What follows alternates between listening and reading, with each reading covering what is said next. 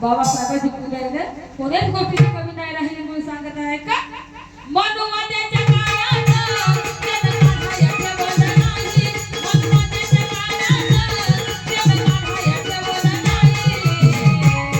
झालं सोनं हे जीवनाचं, झालं सोनं हे डॉक्टर बाबासाहेबांमुळं झालं सोनं हे जीवनाचं.